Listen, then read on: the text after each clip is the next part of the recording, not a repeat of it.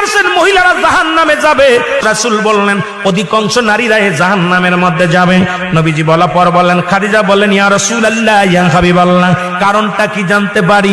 আমার নবী বললেন, খাদিজারে শুনে নাও, ওই সমস্ত নারীরা যারা স্বামীর নামে লানত করত, স্বামীকে অভিশাপ করত, এই সমস্ত নারীরা কিয়ামতের ময়দানে, ইয়াউমুল কিয়ামতের ময়দানে বিনা হিসেবে জাহান্নামে যাবে।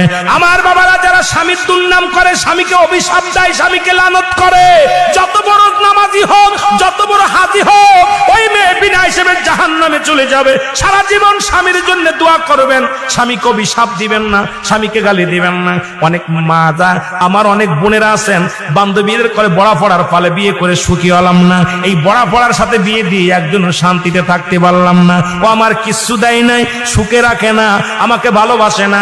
এই যে কথাগুলো বলার সঙ্গে সঙ্গে অভিশাপ হয়ে যায়, গালি দেয়। আমার মারা শুনে নাও, এই সমস্ত মা বোনেরা বিনা হিসেবে জাহান্নামে যাবে। স্বামীর লানতকারী মহিলারা জাহান্নামের ভিতরে চলে যাবে। আমি মাদের হাতে ধরে বলে যায়, পায়ে ধরে বলে যায়, স্বামীকে লানত করো না, স্বামীকে অভিশাপ দিও না। যদি দুনিয়া থেকেও ভালো থাকতে চাও, পরকালে যদি ভালো থাকতে চাও, স্বামীর প্রতি অগাধ ভালোবাসা সৃষ্টি করো, স্বামীর প্রতি ভালোবাসা পয়দা করো, তবেই শান্তি পাবা। জোরে জোরে চিল্লায় বলা যাবে না মারহাবা।